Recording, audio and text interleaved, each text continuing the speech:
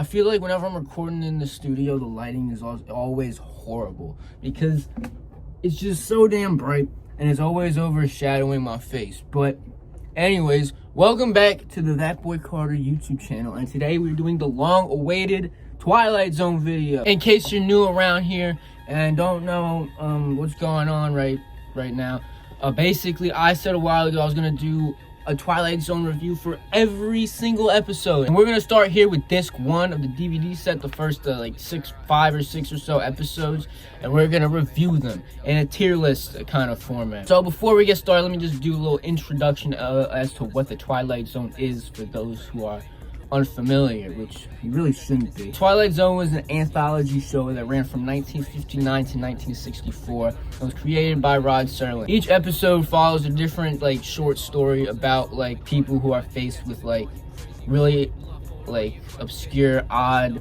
and like weird, downright strange situations. The show is mainly a mixture of fantasy, sci-fi, and horror, but it's not like outwardly scary. It's much more like a psychological thing. And I also really appreciate the Twilight Zone because I feel like it was a really good example of using like the medium of like science fiction and fantasy and horror to make like, you know, meaningful commentary on like society and like humans at large. And today we're going to start with the first episode, which premiered on October 2nd, 1959, starring Earl Holliman, written by Rod Serling, and directed by Robert Stevens. This episode follows a man who finds himself walking on a lone dirt road, not knowing where he is or who he is. He walks into a diner and finds no one there. When he walks into the local town, he is stunned to see he is completely alone and not another soul in sight. So that's like the basic plot of the show, like, and it all kind of stems from there. Like, he's like alone in this weird town, and like it's just completely deserted. He's like, is there a bomb that went off? Why is no one here? Is everybody dead? Why is nothing destroyed if there was a bomb?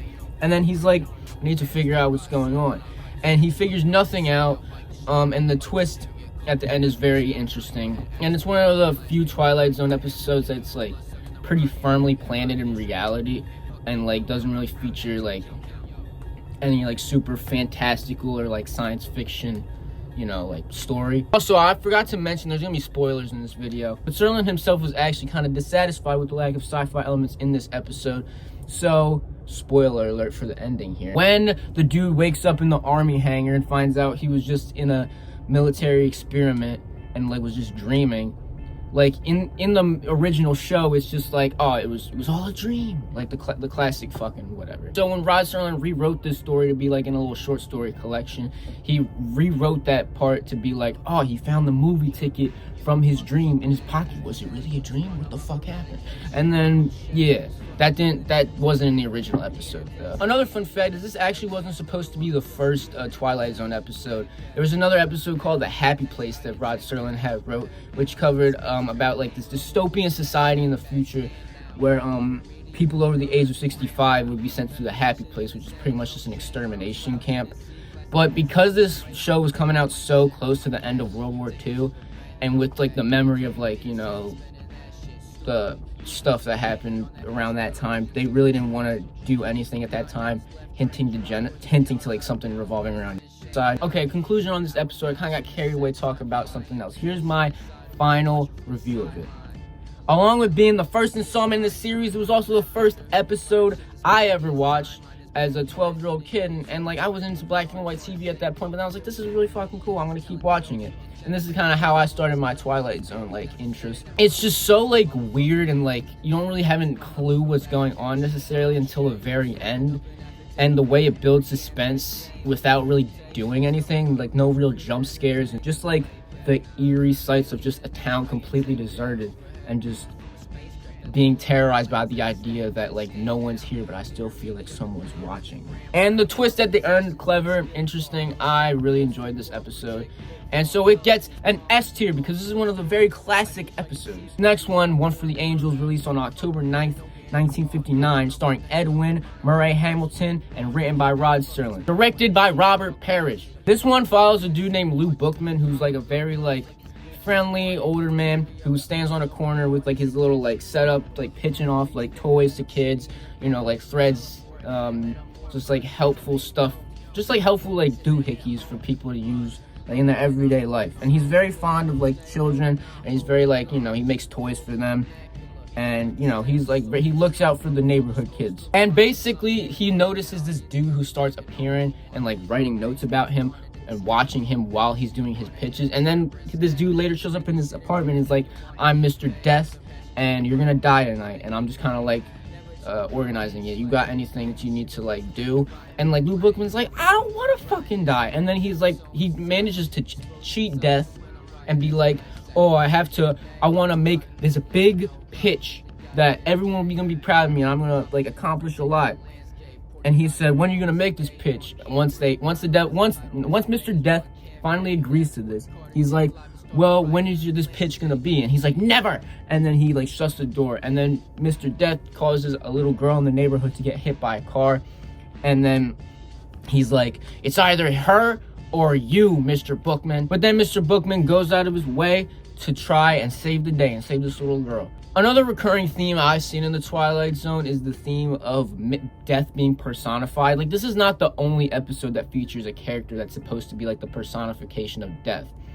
And I think it's interesting how like all the times death has been portrayed, it's always been as like just a normal everyday dude. It's never been like the Grim Reaper. It's always been, I think that kind of says that, you know, even though death is scary and intimidating, at the end of the day, it's still part of the human experience, and it's nothing that we should be like deathly afraid of or should be seen as like scary. It should be seen as something that's normal and bound to happen any day. Also, the dude who plays Mr. Death is the same dude who's mayor in Jaws, Murray Hamilton.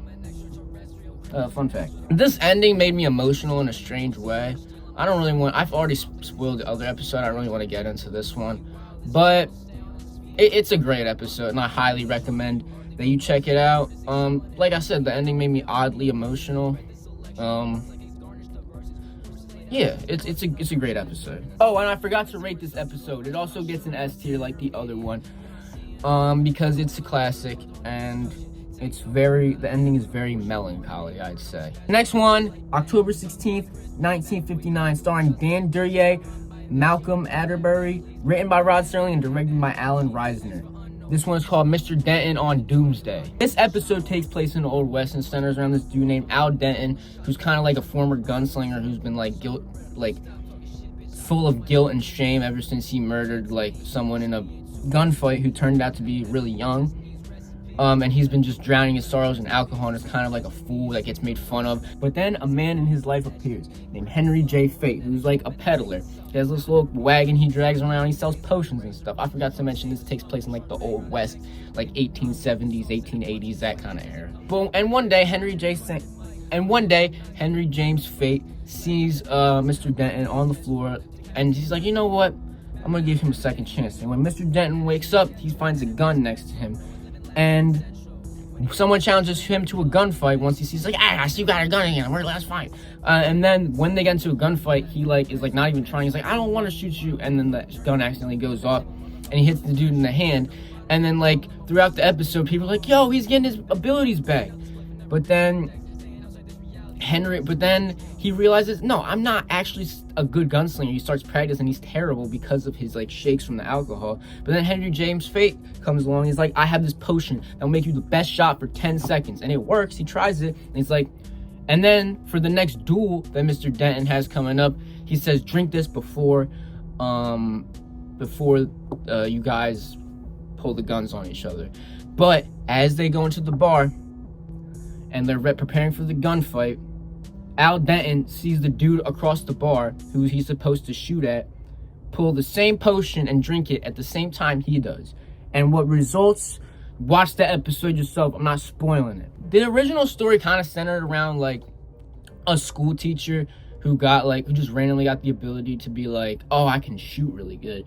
But then like Rod Serling was like, this shit is boring. Let's add some more like an old Western theme. Let's add, some like a redemption story kinda. I'm not really particularly a fan of all the old Western themed Twilight Zone episodes, but this one was okay.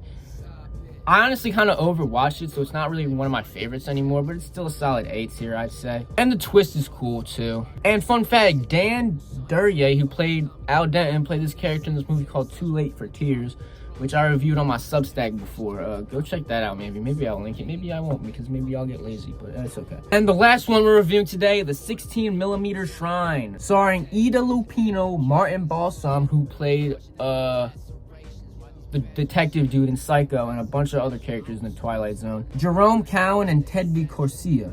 Written by Rod Serling and directed by Mitchell Lazen. This episode is about a former actor from the 1930s who, like, fast forwards to the 1950s, is like old, washed. They fell off.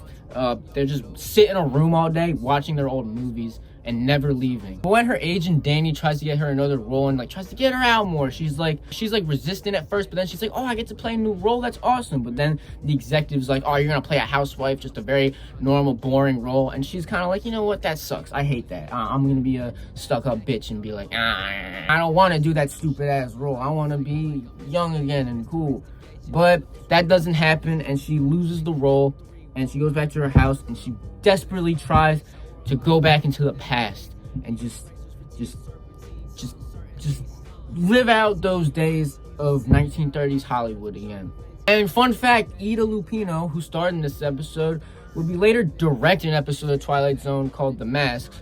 And she's one of the few people who have actually starred in an episode of the Twilight Zone and directed one, that's pretty cool. It's one of the many episodes of the Twilight Zone that deal with themes of just, you know, like moving on, nostalgia, and just like the consequences of just like rose-tinted glasses and just being like, you know what, maybe things were better back then, and just kind of like letting that hold you back. The main character is a little unlikable, but I can kind of understand where she's coming from, because like we all want a little escape, we all want to go back to the good old days a little bit, and some of us struggle to move forward. But she is kind of a rude, spoiled bitch at some points, I will say. I give the 16mm Shrine an A tier. It's a good episode. Also, I lied. There's one more episode we're going to talk about in this disc set, and it's Walking Distance, starring Gig Young, Frank Overton, and Irene Tedrow, written by Rod Serling and directed by Robert Stevens. And this episode follows a businessman from New York City named Martin Sloan, who goes back to his old, you know, childhood town and is like, you know what, I want to see what things are like over there. It's just walking distance from this little gas station I stopped at. And when he arrives at the local drugstore, he says,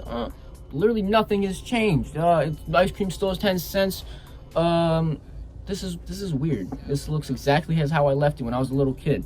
And then as he moves on, he starts to notice nothing has changed. It's literally the same as when I was a kid. And then things start to turn strange when he sees his childhood self wandering around, and he realizes for some fucking reason I've traveled back in time to my childhood. And he desperately tries to contact his childhood self and tell him he must appreciate this time while he can. Instead of leaving and going back to his normal life, he decides to stay and trying to soak up the last essence he can of his youth. This episode is considered one of the show's best, but to Rod Serling, it wasn't. He was honestly like, you know, this episode could have been better, mainly because he thought that Martin met his parents and met his younger self too early in the episode. He felt like it should have like kind of built up to that, and then like that's when like the whole climax would have happened. And like the 16mm Shrine, this episode, Walking Distance, covers a lot of the same themes of like nostalgia, looking back, with a very different ending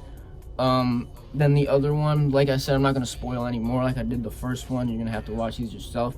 But, you know, this episode, Walking Distance, it's an A tier. Even though it's not one of Rod's favorites, it's one of my favorites. Well, not one of my favorites, but it's a good episode. There's rarely been a Twilight Zone episode where I've been like, this is outright garbage, because the writers they've had on that show have always been, like, elite. Like, Richard Matheson, the dude who wrote I Am Legend, fucking Charles Beaumont, who wrote countless, like, just classic Twilight Zone series, and then, of course, Rod Serling. You can't get better than that. Anyways, that's gonna have to wrap it up for this YouTube video. I hope you guys enjoyed me, like, talking about this.